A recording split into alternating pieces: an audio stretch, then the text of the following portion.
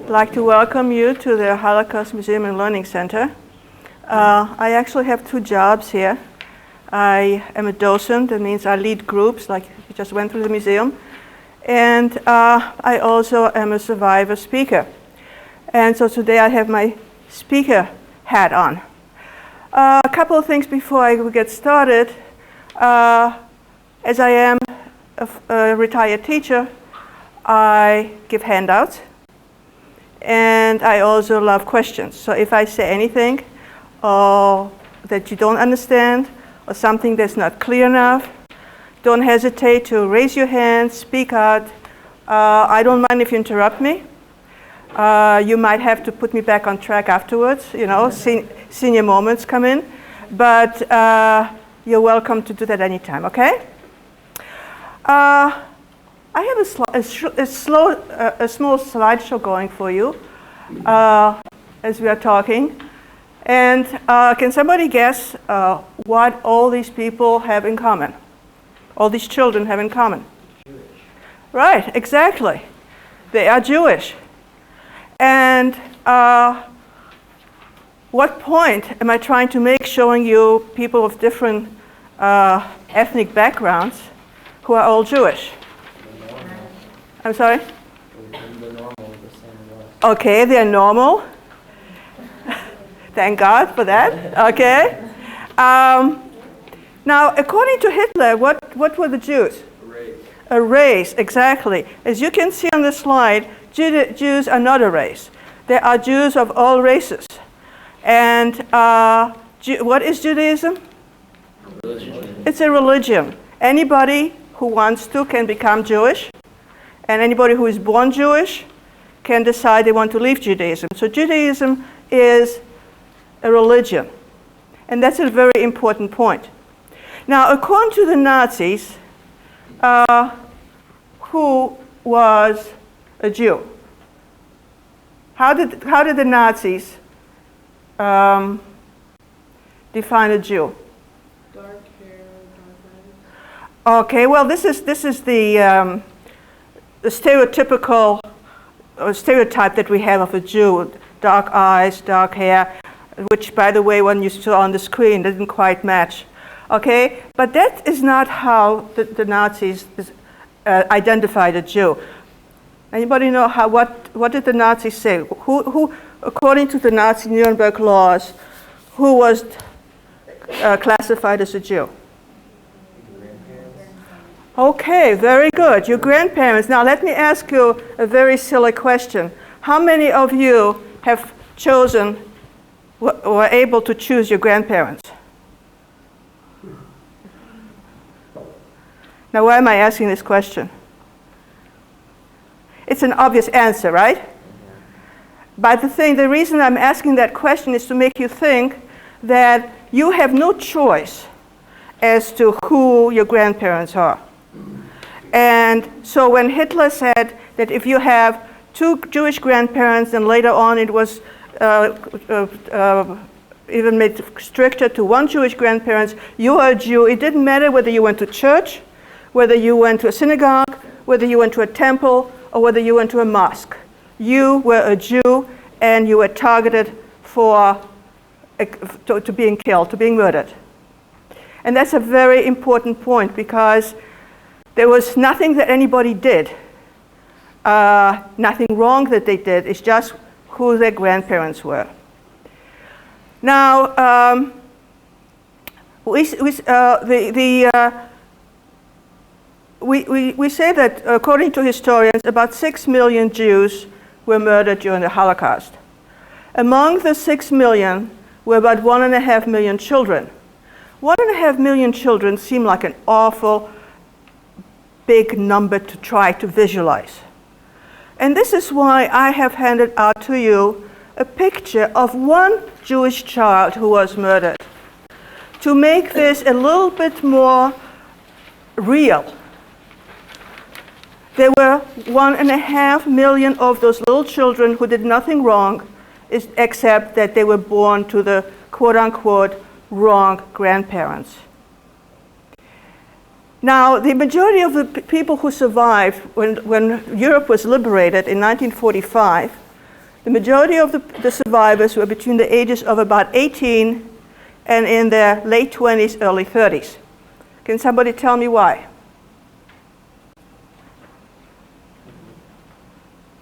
Yes? Well, if they were too old, they would probably get killed and couldn't survive the conditions of the camps. Right. And if they were too young, they never made it to the camps, correct? If they were too young to have survived. Exactly. If they were too young, they were too weak to withstand the horrible conditions in the ghettos, and they were useless for the Germans as slave labor. And if they were too old, the same thing applied. And so the majority of the people, like I said, who did survive were in the strong years. Now, there were some children, there were a few children that did manage to survive the camps.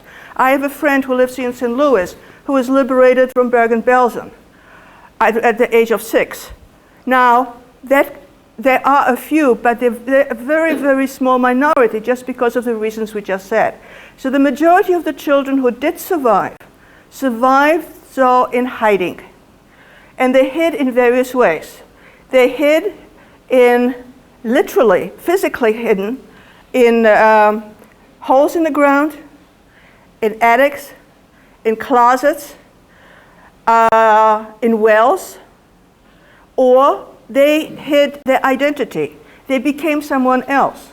Many parents gave their small children away to Christian families who were willing to take them for safekeeping. Now, what happened very often after the war is that some of the families of these children were all murdered, or if there was somebody alive, they did not know that the child existed sometimes, or where the child was. And so very often, these children grew up with their Christian families, many of them not knowing that this was not their biological parents. Today, for example, in Poland, we have thousands, at least 25,000 that we know of, and we don't know how many if we don't know of people who are become senior citizens who are just finding out that the people that they've regarded as their parents all their lives are not their parents, that they were given to them. And this is where the second handout comes in that you have, because some of these people are now trying desperately to find some kind of a connection to their biological family. They post some of these are taken from the internet. They post these searches on the internet trying to find out, maybe out there is someone who might know me or might know where I come from. Some people don't know their name. Some people don't know when they were actually born. Some people don't know where they were born. Some of these children do not know anything about their background. And for these people, the war is not over. I know for you young people, Second World War is ancient history. But for these people, the war is not over by far.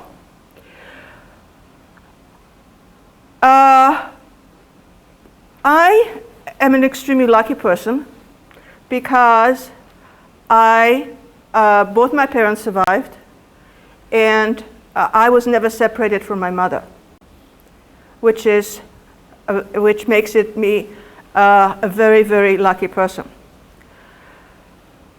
Before I go into my story, can you tell me when did the war started? World War II start in Europe? 1942, 1940. For America, not for America. 1939. Exactly September 1st, 1939, when Hitler invaded Poland. Well, I was born in March of 1940. The war started September 1, 1939. I was born in March of 1940. So, how old was I when the war started? When the war started, you weren't born. Okay, good. I wasn't born yet. The war ended, we were liberated in in the spring of 1945. So how old was I then? 5. I was 5 years old. How much do you remember from the time of before you were born to you're 5 years old? Not very much, right?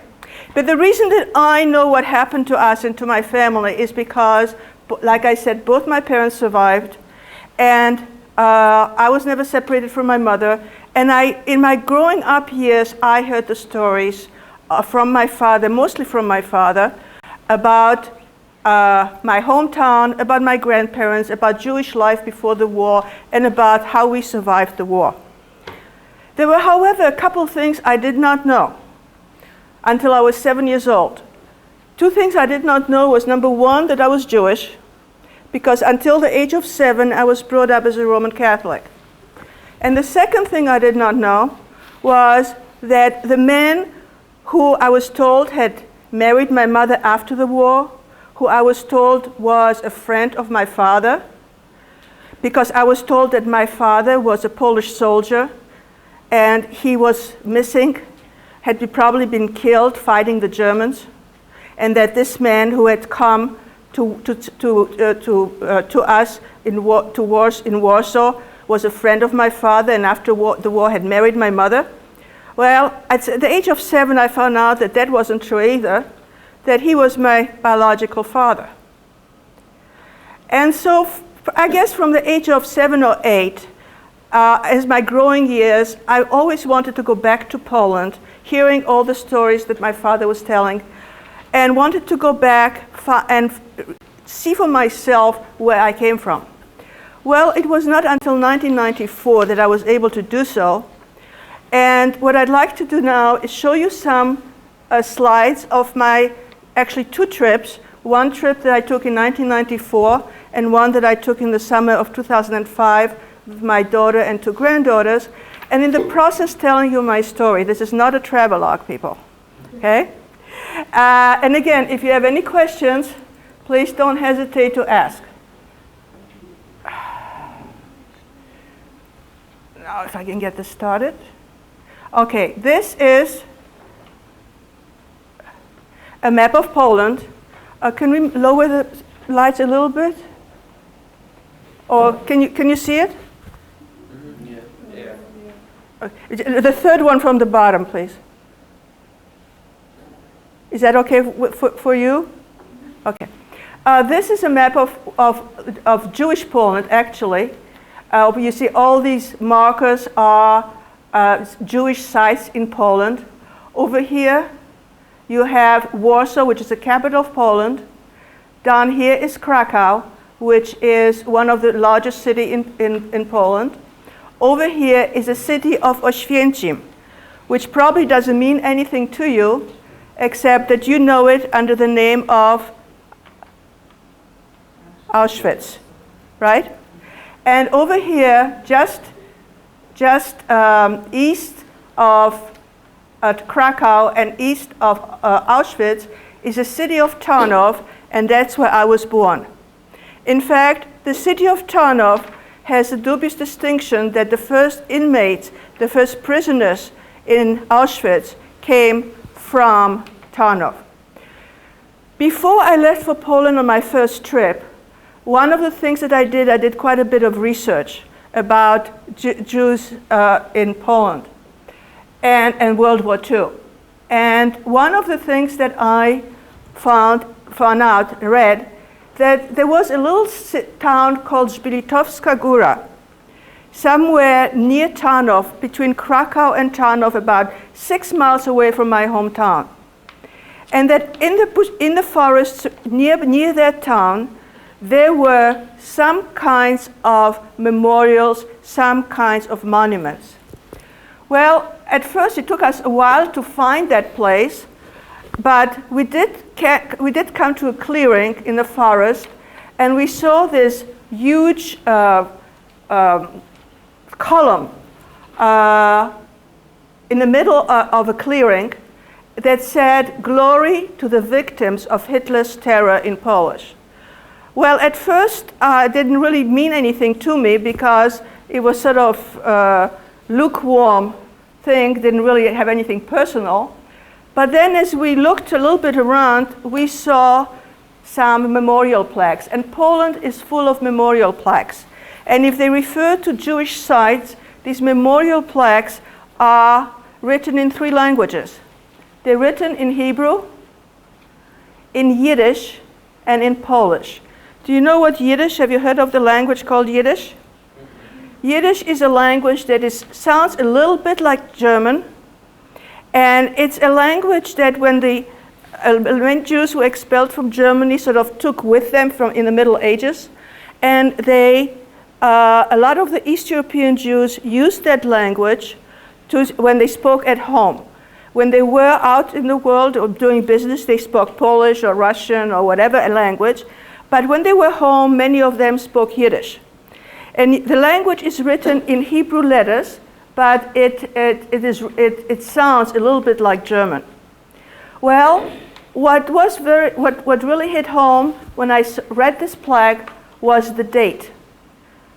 It said that this memorial was put up in memory of thousands of Jews who had been shot in this forest and buried in a mass grave on June 11th, 1942. And I knew from my father that 3 of my grandparents had been deported on June 11th, 1942, never to be heard from again. So what conclusion could I not help but reach? They could have been shot there. That's where the spot where 3 of my grandparents were shot. One of my grandmothers had died before the war. This is the picture of 2 of my grandparents, my father's parents, who were probably shot on that spot. This was my father's sister, my Aunt Rachel, and this is the only picture I have of them. One thing that we survivors don't have a lot of are pictures, because when you went into hiding, you did not take pictures like that with you, obviously, and which really, but stereotypically shows a stereotypical Jewish person. The reason that I do have this picture is because my grandmother had a brother who managed to emigrate to the United States before the war, and he had that picture and gave it to us after the war. The next place that I wanted to see was this house right here, and that is where my parents lived after they got married. They got married in March of '39. And this is actually also the apartment where I was literally born, because in 1940, Poland was already invaded, and no Jewish woman was going to go to the hospital to have a baby. That was too dangerous. And so I was actually born in that apartment. And we did go up to the apartment and met the people who live there now. And one old lady, very old lady who lived there, talking to her, I realized that she must have moved in right after my parents and I were expelled from that apartment. And since the only thing they could carry was what they could take with them, whatever they could carry, I couldn't help but look around at the furniture, old mess of furniture, and wonder whether this had been still my parents' furniture. I was too emotionally taken to really ask that question, even though my husband doesn't speak Polish, I do, but he whispered to me, ask about the furniture, because he had the same idea that I did. But I just, to be honest with you, just didn't have the guts to ask that question, so I guess I'll never know that answer. This is the way I looked when we were taken out of that apartment. I'm about a year old here, and this was again a picture that my uncle in New York had. The next thing I was looking for was my father's and grandfather's store, because my father and grandfather were jewelers and watchmakers, and they had a jewelry store on the main street. I knew the address, but when I got there were a lot of stores in this big building. And at first, one of the stores was a jewelry store. So, thinking logically, I figured maybe this had been a jewelry store before the war. So I walked into the store and asked the lady, if this had been a jewelry store before the war. Well, this lady got extremely angry at me.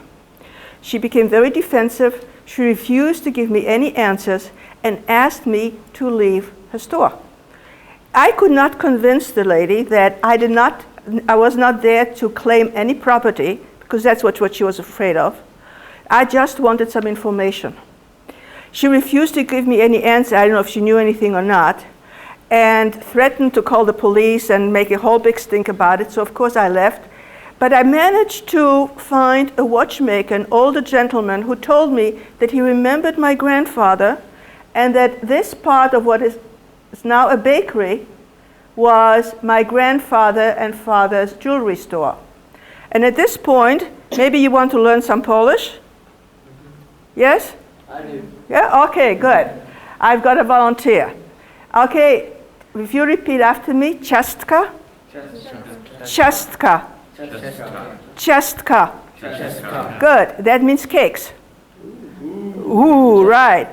And that word up there, pieczywo, that means baked goods. So now you can go home and tell your parents you know some Polish, right? Ciastka and pieczywo. Right, good, very good. Now, remember I told you one of my grandmothers had died before the war, and that was my mother's. Oh, by the way, I do not have a picture of my mother's father, my other grandfather. He was the third person that was probably killed in that forest. I do not have a picture of him. My mother was not able to save a picture of him, so I have no idea what he looked like. But my mother's mother had died before the war. She died in 1934. This picture was taken by my mother after the war. My mother, after the war, went back to her hometown and restored her mother's grave. And I had that picture with me. This is the tomb of my grandmother, and that's my great-grandmother. And I wanted, of course, to visit my grandmother's grave. Well, the cemetery in Tarnów was still there. And by the way, this is the picture of my grandmother who was buried there. But that's the way it looked. You think I found my grandmother's grave? No, I didn't, obviously. But there were some people working, clearing the cemetery, and I gave them all the information. And a few months after we got back to the States, I got this picture in the mail. It's still, my grandmother's name is still engraved in here, but the marble inscription is gone. However, my husband was able to decipher the Hebrew, the original Hebrew, and in the summer of 2005, we went back to Tarnów. This is how the cemetery looks today. It's not quite great, but it's better than it was.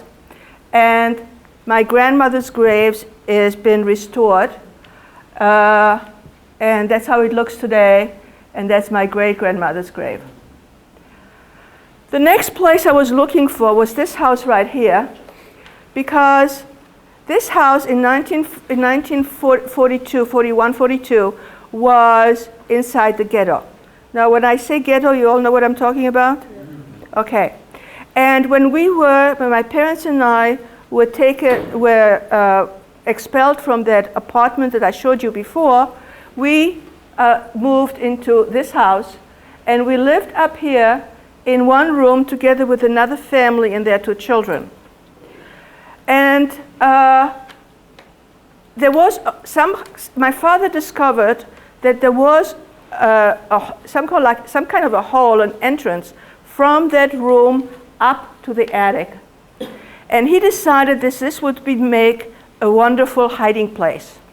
Now, I assume that you are familiar with Anne Frank, Yes.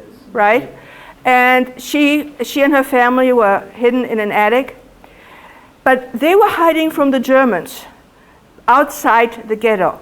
In the ghetto, the Germans knew that everybody was Jewish, but people still needed hiding places. And the reason they needed hiding places was because the Germans had all kinds of rules and regulations which not everybody was able to follow. For example, everybody had to have a job. You had to prove to the German authorities that you were employed, not gainfully employed, but that you were helpful to the German war effort. In fact, people would pay to have a job. Forget about getting paid. They would pay the employer to get a job because that was for safety reasons, that you felt safer if you had a job.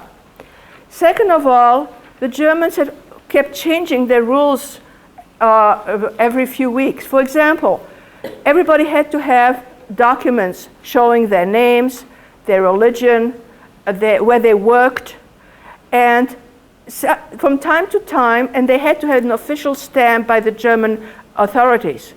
And the Germans would change those from time to time. One day they would say you needed the stamp showing a swastika. A couple of weeks later they said, no, the swastika is not good anymore. You need a stamp showing the German eagle. So every time those rules and regulations would change, you had to go online to the police station or to the official office and get this done. Well, not everybody was able to do it. Also, and on top of this, the Germans had this regulation that every Jewish family could only have one child. Well, if you had more than one child, you needed a hiding place for your other children. And so hiding places, even in the ghetto, were very important. Now, my parents did not need a hiding place because my father somehow always managed to have the right papers. He had a job, my mother had a job, and I was an only child at the time. So my parents felt pretty safe, but whenever there were rumors that the Germans were going to make an inspection and check papers, people would flood into that hiding place, and at times there were between 100 to 200 people in that hiding place because it went all along the building. Well, one September morning in 1942, the ghetto was surrounded with a German army, and everybody was told to leave their rooms, where they lived, and assemble in a square with all their papers. And the Germans went from family to family, checking papers, making sure everybody had a job, making sure everybody had the right stamp. Normally when they did that, after they checked everybody, they let everybody go back home. This day, however, they did not. They made everybody stand all day, no food or water, that's beside the point. And in the evening, an order came that all children were to be taken away.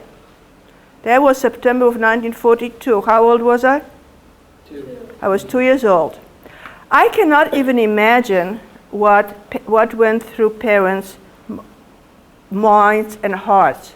The parents had a choice to either give up their children or go with them to an unknown destination. My parents decided that they were going to go with me. They were not going to give me up.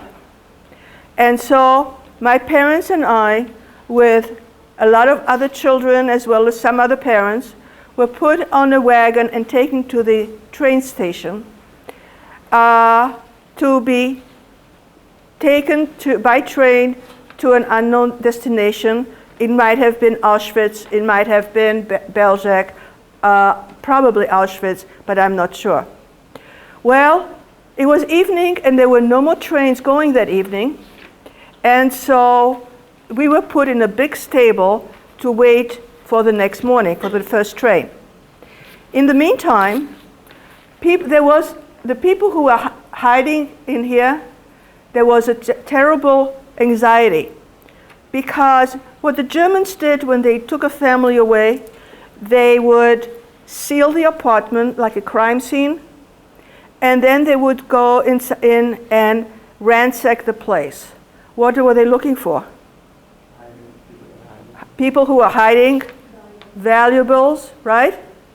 And So these people will all have been discovered, and they most probably, and they all would have been either shot right away, or taken to the forest and shot, or taken to a concentration camp.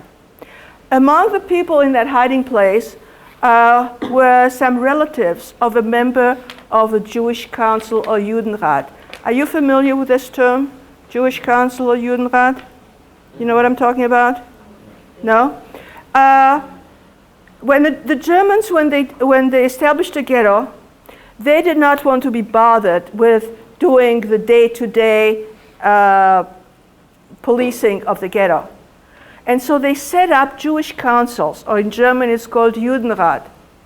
And those people were like a puppet government that had to do what the Germans told them. They were the ones that were responsible for a lot of the things that were going out in the ghetto. And in that hiding place was a family member of one of the Jewish council members. Before I forget, could you please give me a sign about 15 minutes before you have to leave? If I knew what time it was. 11:38. Give me about 15 minutes before you have to leave. Give me some kind of a sign, please. How much time do Well, we really only, our bus is supposed to be here at 11:45. That's what time they said. Oh, okay, I'll do the best I can. Okay. Anyway, so this gentleman who had family members there managed to get to the commander of the ghetto and to convince him that my father was a very important member of the Jewish Council and really needed. And so whether the commander happened to be in a good mood or not, or whatever, he said, okay, bring them back. So the next morning, instead of being put on a train, we were taken back to this house. What would you call that? Lucky? Yeah. Sometimes you would even call it more than lucky. I would call it a miracle. And so my father decided at that point that one miracle was more than can be expected. He wasn't going to wait for another one. And he managed to get 2 sets of documents. One document for my mother. This is my mother's picture. Those are forgeries, of course. This is my mother's picture, and you see the German eagle and swastika here. And from Toscha Lederberger, she became Zofia Schlusarczyk, and as stated down here, she became a Roman Catholic, instant Roman Catholic. I did not need ID because I was only 2 years old, but I needed proof that I was baptized. And so my father managed to get a birth certificate that actually has my name, Francisca Felicia, and has my actual birthday, but it claims that I was baptized in the parish of St. Mary. And with these 2 documents, my father managed to get my mother and me smuggled out of the ghetto, and we eventually ended up in Warsaw, living in a room in an apartment house that was on this spot right here. That is not the actual house because, as I'll tell you in just a little while, the Warsaw was totally bombed in 1944, but that was the address that we lived, my mother and I, and this is myself, my daughter, and 2 granddaughters in the summer of 2005 in front of that house. Well, my father had remained, by that time, by the way, I was fully trained that I was a Roman Catholic, that I said the Lord's Prayer every evening, because the reason Roman Catholic is because Poles, the vast majority of Poles are Roman Catholic. I said the Lord's Prayer every night. I was taking to Mass every Sunday. And I forgot about my Jewish background. And like I told you before, I was told that my father's name was Josef and Schlusarczyk, and he was missing in action. My real father, in the meantime, had stayed in the ghetto, and at the end of 1943, when the ghetto of Tarnów was being liquidated, he managed to sneak out of the ghetto with, actually he did this with the help of a German officer who provided him with a bike and a uniform of a railroad employee. It didn't really matter what kind of uniform you had. If you had any kind of uniform, people didn't check you because you were official. You had an official position. And so my father managed to come back to Warsaw where my mother and I lived.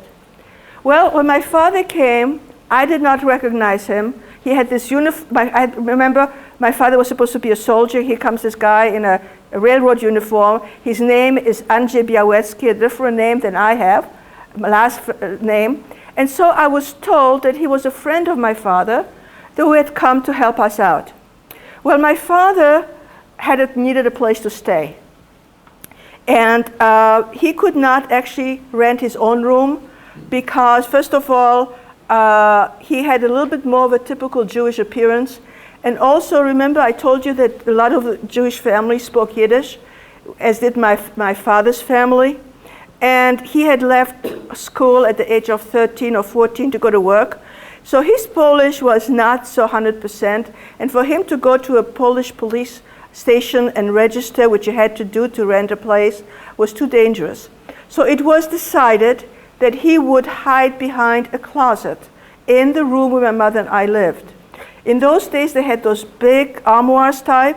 You know, they didn't have closets like we have today in America. And they took one and put it catty corner, and with a chair behind it and whatever little possessions my father had. And whenever the door to our room would open, whether a neighbor would come in or one of my mother or I would go out, my father would sneak behind that closet. Now there was a big problem, or I should say, someone was a big problem. Who was a big problem? Me, exactly. In 1943, how old was I? 3. I was 3 years old. What do little children like to do? Talk, right? Guess what happened last night? This man showed up. No idea who he is. Well, if I had said that to anybody, I probably wouldn't be standing in front of you today. So my mother trained me that there was nobody else in that room. There was only she and I. We were the only two there. And I was trained so well that I never said a word that there was this strange man who lived with us. And after the war, my mother had another job, and that is to retrain me to be able to, that I know the reality and truth from makeup. And I think she did a wonderful job on both counts. Anyway, we lived like this for about a year. And in the summer of 1944, the war was almost over. The Russians were outside of Warsaw, and the Polish underground decided to revolt against the Germans, and they wanted to liberate their capital. Well, the Russians did not come and help, and the revolt was crushed, and all the Polish inhabitants of Warsaw who had not been killed in the bombing by the Germans were driven out of their rooms and apartments to a transit camp in Pruszków. And I was there in 2005, and in Polish it says here, Tędy przeszła Warszawa, Warsaw walked through here. Because what the Germans did, all the inhabitants of Warsaw were taken there, and then they were sort of sorted out. As far as the Germans were concerned, there were no more Jews in Warsaw. The Warsaw Ghetto had been liquidated a year earlier, and so as far as the Germans were concerned, these were all Poles. Some of them were taken to Germany for slave labor.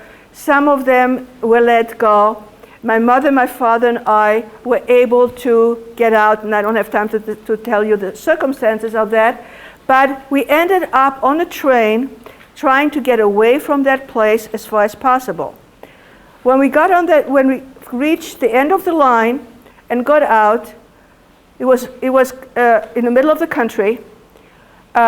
countryside, I should say, about 30 miles outside of Warsaw. Now, we had another problem. What was the problem that we had now? Where to go, right? We needed shelter. It was October, winter was coming. So we went from farmhouse to farmhouse to try to find somebody who would take us in. And we did. We found a farmer who lived in a small farm, 2-room farmhouse with his wife and two daughters. And he took us in. It was a very small, like I said, 2-room farmhouse. There were 7 of us there, the 3 of us, the farmer, his wife, and 2 daughters. There was no running water, no indoor plumbing, but they were very good to us, and we stayed with them until the end of the war. According to my parents, the farmer never knew that we were Jewish, because they thought we were refugees from Warsaw, Polish refugees from Warsaw.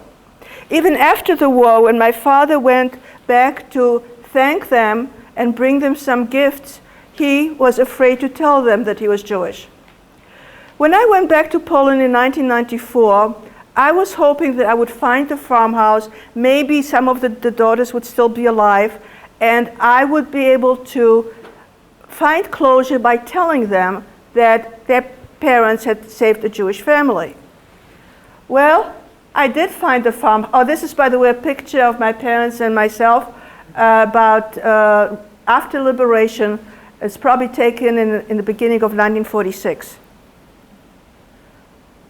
I did find a farmhouse, and this lady here, her name is Wadzia. She had been 16 years old at the time, and when I told her who I was, I identified myself, she hugged and kissed me like a long-lost sibling. And we sat around the kitchen table, and I was trying to figure out, now how am I going to tell her that I'm Jewish? But in the meantime, my husband, I was doing the translating, because my husband doesn't speak Polish, and my husband wanted to know how they like to live under Lech Walesa. Now, Lech Walesa at that time was the first freely elected president of Poland after the communist regime had been out of the government. Well, when I asked that question, this gentleman right here got extremely upset and started yelling that Lech Walesa was a traitor to Poland because he was selling Poland to the Jews. Do you think I told him I was Jewish? No way. I quickly changed the conversation. I said we had to leave. As we were leaving, Wadzia asked me if I wanted to go and meet her sister who lived in a little town nearby, and I said, of course. And so we went and we met Janina, who again hugged and kissed me like a long-lost sibling when she found out who I was. We sat around and talked, and we left back to the States, and I never did tell them that I was Jewish. And during the next 12 years, we corresponded, and they kept writing me how they wanted me to come back to Poland, that I was like their little sister, and they wanted to see me again. And then about 2 years ago, I got a letter from Janina telling me that her sister had died of a heart attack, and please come back to Poland. You are the last sibling that is still alive. By that time, I had decided that I was going to take my daughter and 2 granddaughters to Poland, but I also decided that I wasn't going to go to see Janina unless she knew who I was.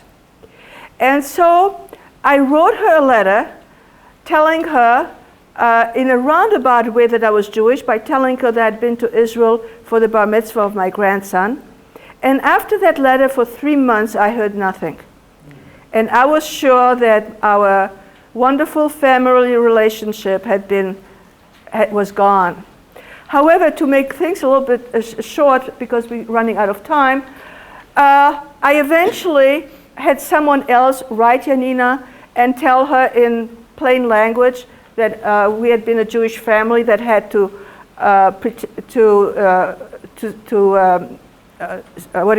not tell that we were Jewish because of the circumstances.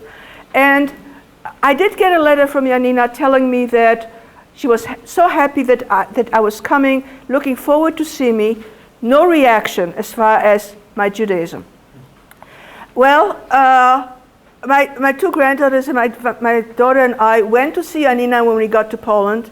And when in the summer of 2005, And when we got there, and we sat in her apartment talking, and I was telling her that we were Jews, she told me that she knew all along. She claimed that her father had taken the two daughters and his wife out into the field and told them that we were a Jewish family, that somehow he figured it out. And it was very dangerous for a Polish family to help Jews, because the Germans would, if they would have found out, they would not only have killed us, they also would have killed their whole family. And so the father told the girls that if they saw German soldiers coming, they should just run into the field, run for their lives. And so this is basically the end of my story. I have found closure in some way. I sort of rushed through things, made it as quickly as I could. I thank you very much for your attention. I'd be happy to answer any questions if you have any, and if you have the time. Thank you for coming, and please come again.